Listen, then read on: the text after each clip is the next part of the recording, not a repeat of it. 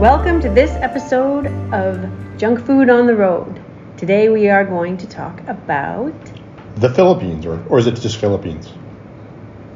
I don't know. People say the Philippines, but I think on maps it just says Philippines. I don't know. I never know that. The title I've given this one is Philippines. It's a series of islands, so does it mean the Philippine Islands? Oh, that's even more confusing.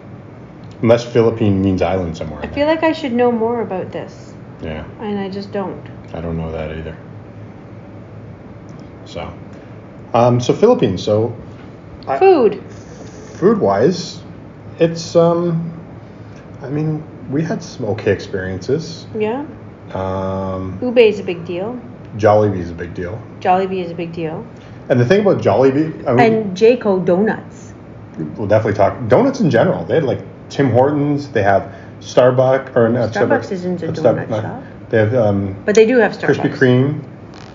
Yeah. So they had that. But I don't know. I've never seen Jayco donuts anywhere else. I don't know if it's a Philippine thing or what. So basically, we discovered this donut shop sort of out of pure luck. Just literally, I think on our last day or second last day. It was around our second last day in Manila, and we just went there because we were desperate for food and everything else had a long lineup. Because the one thing we found about we were grumpy. The service industry in Manila is whenever you go to any restaurant, McDonald's is always chaos and you wait forever for food. You wait forever for everything. Starbucks, we would often wait in line because we had reason to go to Starbucks so Allison could get a tumbler. Yeah, totally. I achieved it There was too. some kind of coupon thing that she had to collect, and so she stickers. So virtual stickers. So what we found though was that every time we go to Starbucks, there'd be like two people in line in front of us, and we'd still wait 45 minutes. We couldn't figure it out. Everything was so slow there. We were second in line to check in at our hotel on Boracay Island, and it took half an hour to get to the counter. And there was only one person in front of us. Yeah. So it's like there is this sort of slowness about it. So we were desperate for food one day, and we were going to go into a Starbucks. We went in there, and there was like a lineup of 5 or 6 people, and we're like, well, this is like, that's our afternoon.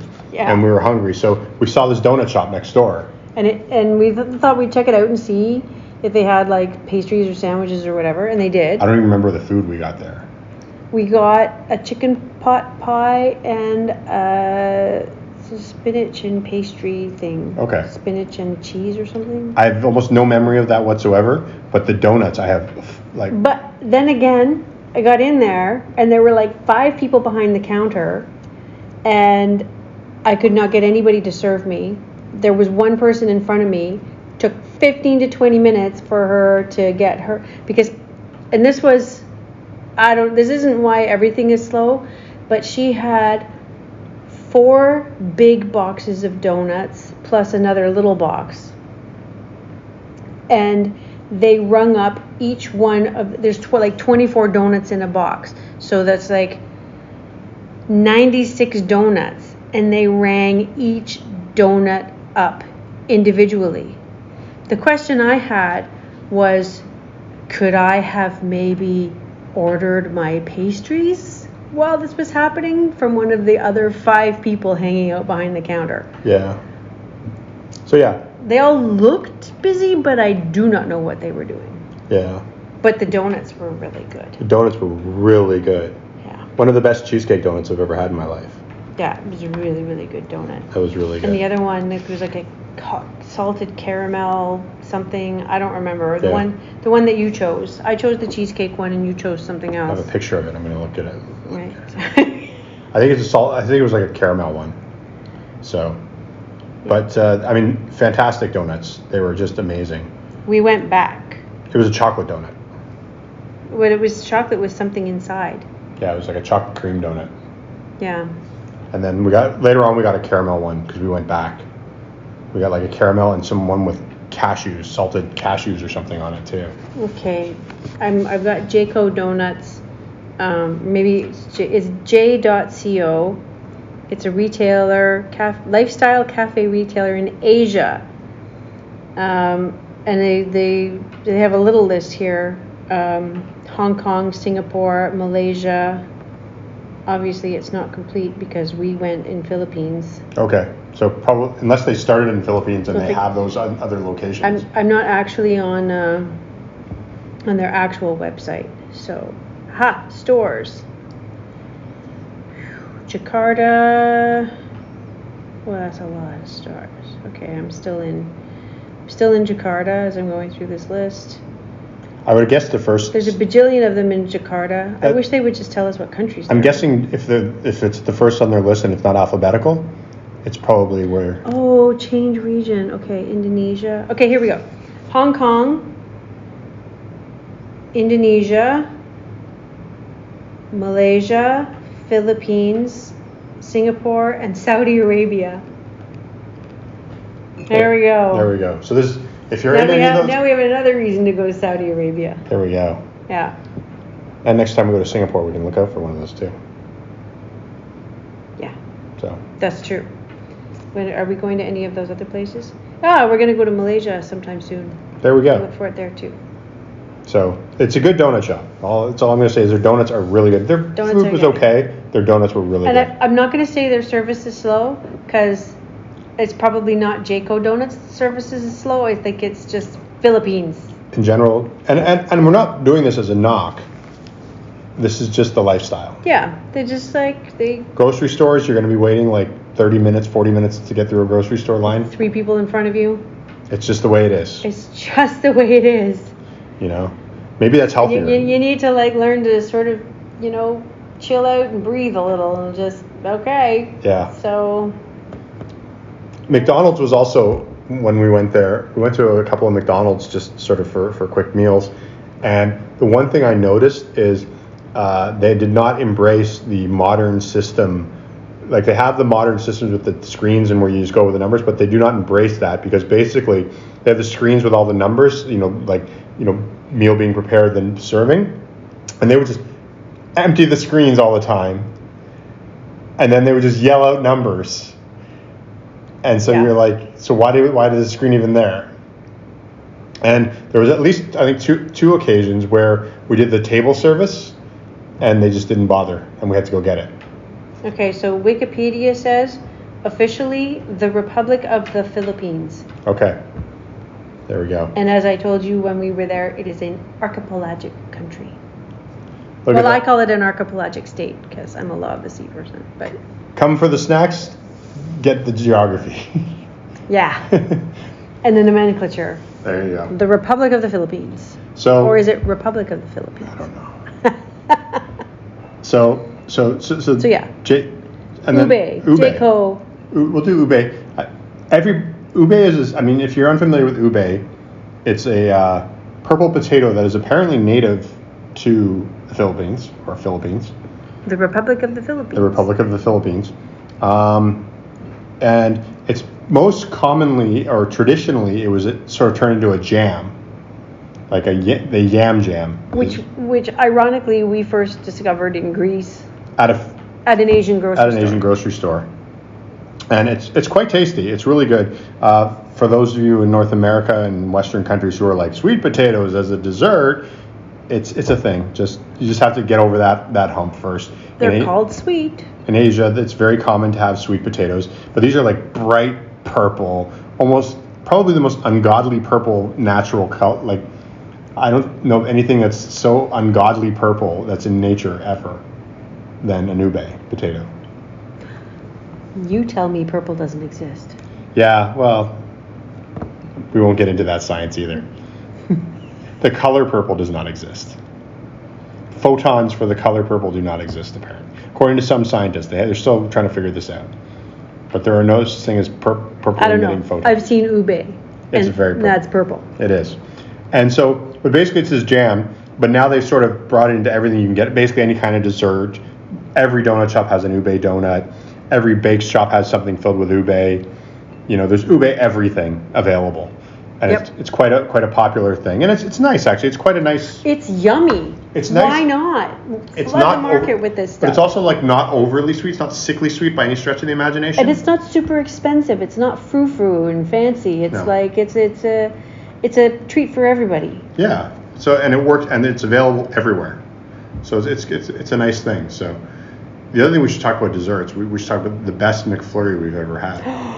Oh my goodness! And the second best. You think so? I wouldn't say that about the tiramisu one. Really? I really liked the tiramisu one. No, I have another one. I did like the hazelnut. So they have a hazelnut McFlurry, which is basically chocolate sauce, but it's not your regular chocolate sauce. It's the chocolate sauce that, like the hard shell chocolate sauce. Yeah. So it hardens, so it's a little bit crunchy, and hazelnut. Yeah. And a McFlurry. And are there little bits of hazelnut in it, or is it just hazelnut flavor? I don't know, but it tasted very authentic. Yeah. It basically tastes like a creamy Nutella. Yeah. Without Cold, yeah. And it had like ice cream flavor. Like you could tell it was ice cream. But it was so good. It was so good. Like it was so good. Like the top McFlurry I had before that, I'd have Pavlova McFlurry. I think it was either New Zealand or Australia, and that was so passion fruit and meringue. That would be good. It was really good, and so that one's like up there too. But this is like I think we ate like 4 or 5 of these things. Probably. They were so good. So bad. And their apple pie. We did eat the McDonald's apple pie a little bit too, just for nostalgia. Yeah. Because it's still fried there. Yeah, there's a few places that fry there, but there's very few places that fry their pies now and still offer apple. Yeah. Thailand does occasionally. They have their special one will sometimes be apple. Yeah. Remember when they had, okay, this is getting out of Philippines, but Thailand had banoffee apple, or banoffee pie. Yes. That was pretty crazy. That was pretty good. Yeah. But yeah, so back to Philippines. So we had there's the ube everything. Yeah. Starbucks had the flattest, saddest looking whoopie pies. Was that your first whoopie pie?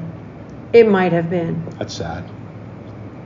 It was okay. It tasted good. I felt sorry for the whoopie pies because there were always 2 in the case, and it looked like nobody ever ate the whoopie pies. So I felt obligated to rescue one of these sad whoopie pies that's not being able to achieve its destiny. I'll be honest. I'm not a big fan of Starbucks desserts. I know you're not. You think that this is news to me? Yeah. Maybe it's news to them. Maybe. Chris doesn't like Starbucks desserts. I find they're often dry. They're often sort of flavorless. They're boring. It's like the brownies are like kind of hard. But they did have something that was a bit of a nostalgia kick for you. It wasn't a dessert. It was a beverage. Oh, there was one that tasted like Snapple. Wasn't it? No, the one in the box. Oh, yeah. So for a while in Thailand, and I think in Cambodia. We got them in Cambodia. They had hazelnut milk. So instead of like almond milk or oat milk or soy milk, it's hazelnut milk, but it was chocolate flavored. And to me, this is like the most logical nut milk treat you can possibly imagine because, again, you have Nutella in a glass. And for some reason, it just never took off. And so we haven't been able to find it in Southeast Asia, but Philippines Starbucks had little boxes. Little sort of drink box size ones. So I got a few of those and enjoyed them. And it was nice. Yeah. I don't understand why. At Starbucks. It was the only place we could find them. I don't understand why those aren't more popular. Like that seems like such a natural chocolate milk. I don't get it either. Remember in Toronto we went to that gelato place and you got some wacky, ice cream mix of flavors and I looked and I went, I will take a scoop of hazelnut and a scoop of chocolate, please. Yeah. And then I mushed them together and used that where like this hangdog look on your face like, I want to eat yours. I'm Nutella ice cream. Chocolate and hazelnut is just it's a great flavor combination and it should be out there more. But if you're at a Starbucks in Philippines, try it out.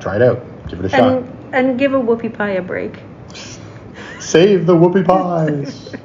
It's like they might just like they probably make like 2 a day at each store, and then at the end of the day they throw out 2. I don't know. I like how you pretend that they make them in the store, and B suggest the idea that they throw out all their desserts for the next day.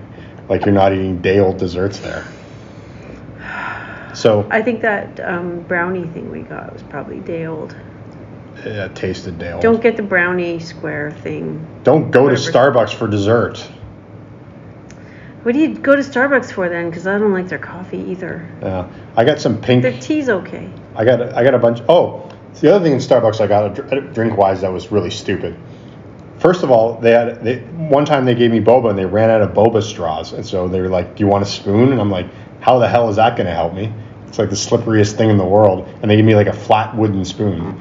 But then the other thing they do is they put ice in their boba drinks, mostly ice.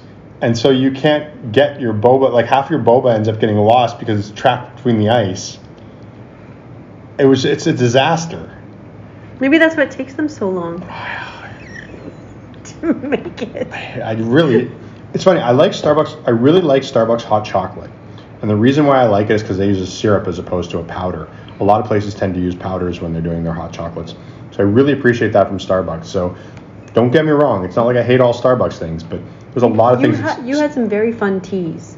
I had that pink thing for Wicked. The Glinda. Yeah, the pink Glinda potion or something. Yeah. Some pinkish thing. It was nice. It was fine enough. It was like a sort of... I don't even know if it was a tea. It wasn't. It was just a fruity drink. The Alphaba one was a coffee. Yeah. Which you don't drink. Yeah. And I didn't want it. So, where else? Well, so basically, just a rundown of our trip. We went... Can we talk about spaghetti? Well, we'll get into that. Well, first of all, spaghetti's available everywhere. Yeah. It's like you get spaghetti at Jollibee along with your fried chicken. You get spaghetti with McDonald's with your hamburger. Every place. I think sure Burger King has spaghetti. The weirdest thing about the spaghetti is the sauce is more sweet than ketchup. Yes. So if you get ketchup, it's... And their bread is all sweet. Like eating a piece of bread is like eating a piece of cake. Even their garlic bread was often on sweet bread. Yeah. So if you got like, and I did get this spaghetti with garlic bread at one point. But put sugar and ketchup and it's like, ooh, why would you do that? Yeah, it's really weird. Yeah. Although maybe ketchup was as sweet as we know it, but it just didn't seem sweet because in comparison to the spaghetti sauce. And yeah, spaghetti is everywhere. Like, first of all, Jollibee is very well known for their spaghetti, which I had some Jollibee spaghetti. I had Jollibee before. I actually wrote an article about this experience on candycritic.org about how this was a better Jollibee experience than our other one in the Middle East. Yeah, the Jollibee was really good. The chicken in Jollibee is... And you get these packets of rice that are wrapped up like, They're like little onigiri, but not like stuck together. But they're not stuck together. Yeah, they're not like onigiri rice. It's like you get your burger in its little sort of clamshell cardboard box, and then there's like a thing next to it that looks like a wrapped up hamburger, and it's your ball of rice. And rice is the priority. So if you get a meal, like a set or a meal deal. Yeah, like a Kentucky Fried Chicken. If you get a meal deal, you will get rice. You have to ask specially to like not have rice and have coleslaw instead. Or French fries. And then they give you like rice anyway. They're like, okay, we'll give you the coleslaw, but you can't not have rice. So yeah, everything had rice. Everything has rice. And fried chicken is definitely the thing. McDonald's had KFC. They do it well. Or McDonald's, KFC, and Jollibee, it's all chicken. Yeah. It's funny because it actually brought up a question, and this is sort of related but sort of not. A friend of mine in another part of Southeast Asia, I always, often when I meet newish people and befriend people, I always say, if you ever have a question about like North American culture, ask me and I'll answer honestly. And she asked me, she said, so really, what's the difference between KFC and McDonald's?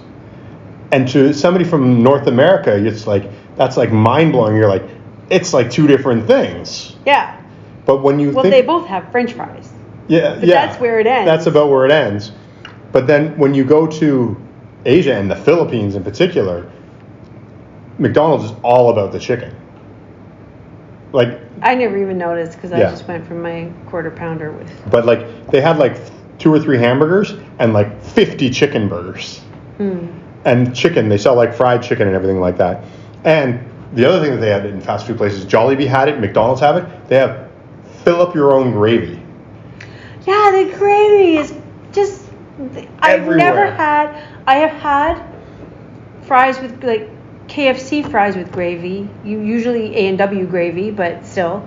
I've never had KFC chicken gravy, but it kind of makes sense. I mean, KFC's chicken and gravy is a thing. I've never. I had that as a kid all the time. I never have. So, but McDonald's has, but the thing is, in these McDonald's gravy, like, remember you got the gravy refilled, but you didn't have anything to refill. You just like I just asked for a cup. You stole a cup. I just had. I was like, can I get a little cup? And then I was like, yeah. Because apparently your dish that you got didn't merit include gravy. So I wanted to try this gravy, and they literally you get a little container. You get a little container of gravy with most of your meals, but then there's just a pump, like a ketchup pump. Yeah. Full of gravy. It is kept heated. It's kept heated, and the best thing is, at least in 3 restaurants we went to, it was empty at the time, so it's popular. Yeah. People go back and just load up on gravy. With their gravy. For their chicken, because chicken is everywhere. So basically, you're getting chicken, rice, and gravy. No matter where you go. No matter where you go, that's going to be like the thing to get. And Jollibee's known for that. McDonald's is known for that there. KFC was actually the most disappointing food we got. Yeah, maybe. The brownies were a little lame. The brownies weren't great. But the other thing, speaking of desserts, Jollibee's desserts. They have that cookie sundae with the hard shell again. Hard shell sauce. Instead of using the liquid sauce, yeah, it had that cookies. It's nice to have that texture. It's nice to have the texture. And then they had the mango and peach pie, which I loved. I know you liked it, but I loved it. And then we stayed at a resort hotel that came with breakfast. And so they changed the breakfasts out a little bit every day. And they had porridge. And I think it was rice porridge. It was rice porridge. But it was basically what most North Americans would call rice pudding. Yes, but the sauce of the rice pudding went back and forth between chocolate and ube. They had another one too. Oh, did they? I think they had a pandan one at one point. Oh, I missed that one. So pandan is like a green leaf that... I didn't really eat porridge, but we went between the chocolate and the ube. Yeah. Both were fantastic. I tried some of each of those two. They were good. Yeah. So it's like basically rice pudding for breakfast. Rice pudding for breakfast. Another sweet. With dark chocolate. It was like dark chocolate. Yeah, it was really dark and very sweet. And the ube one was so purple again. It was so purple. It was crazy purple. And one of the nice things that I discovered on day 2 is next to the coffee pots, there's also like one of those juice containers with iced coffee. Yeah.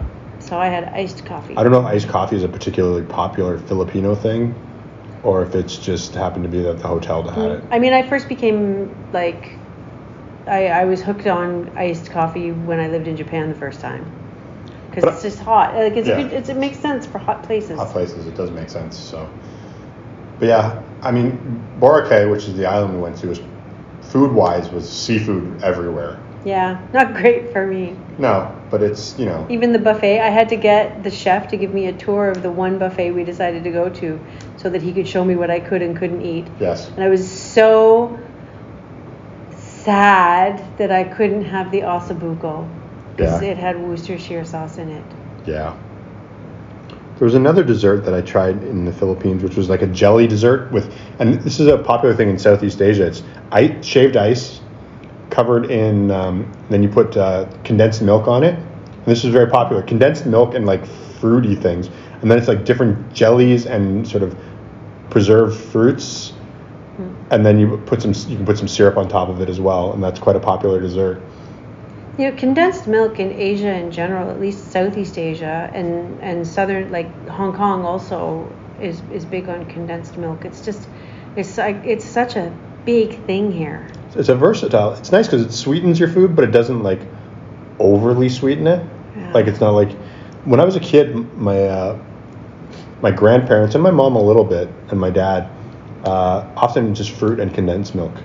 Yeah. Well, I mean, and they sell it in tubes here so that you can, swirl it onto your toast. Yep. And it was definitely popular there. Like you go, like fresh milk was very hard to get. Multiple flavors like strawberry and chocolate and what other flavors have you But got? the Philippines, the mayonnaise was very popular for salads. In the Philippines? In the Philippines, there's all kinds of mayonnaise, and it was always like advertising for like your pasta salads. Pasta salads were such a big thing. They actually have macaroni that's cut shorter, so that it's almost like. So it's easier to put in your salad. It's not. I'm not going to say it's a cube because it was still round, but it was so short. It's like half a macaroni. It was as long as it was wide. Yeah. and they have that specifically for making pasta salad. Yeah. And I'm like, that's brilliant. It is absolutely brilliant.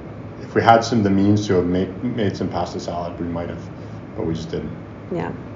But pasta salad's very popular, and condensed milk, and there's no fresh milk. We didn't find any fresh milk at all. None at all. It was either UHT or condensed. Yeah. So that was kind of interesting. Evaporated as well. Evaporated, yeah. But, yeah. Nothing. We searched high and low for some fresh milk, and it just doesn't. Just doesn't exist, which is fine. It's or maybe it does somewhere like in hot climate. It's probably not very popular, and then just it's the easier way. Might as well get shelf stable stuff. Yeah, and it's not like horribly different. I drink UHT milk most of the time at home here. Yeah. Which is also in Southeast Asia. Yeah. But for different reasons. For different reasons. There are plenty of places in Southeast Asia that do sell fresh milk, like Thailand and. Yeah, whenever we go to Thailand, I get fresh milk for my coffee in the morning. But I guess you had the same problem because again with the sugar and everything, yogurt. We had trouble finding yogurt. Trouble finding yogurt. I eventually found some like on the second last day in Boracay, and then I never found any in Manila. Manila, yeah. So I'm trying to think if there's anything else about Philippines. Oh, I must have found some in Manila because I used your boba wooden spoon to eat it. Okay. So I think we found some Farmers Union. Yeah, maybe. Which is, I don't know where that's from. It's from Australia. Okay, so it's an import. So. It's really good.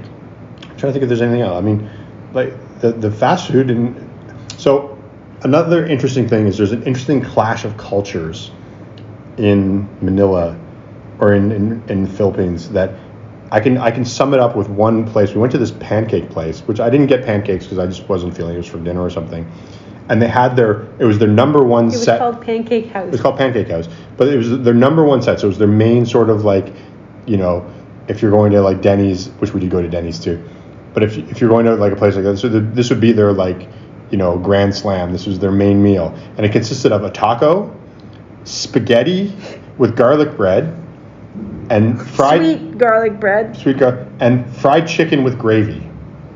It's like everything Philippines right there. And that's a perfect thing. And that was all on one plate, meant to be made one meal. And it wasn't like a large amount. Like it was only a couple of fistfuls of spaghetti, and it wasn't, it was a small little chicken breast sort of flattened out, and there was one taco. So it wasn't like it was this great amount of food or anything. It's not like they eat like a full meal of all three, but really that sort of mishmashness of the food. It's interesting too because Boracay was a little bit more international. Like we had Greek food there.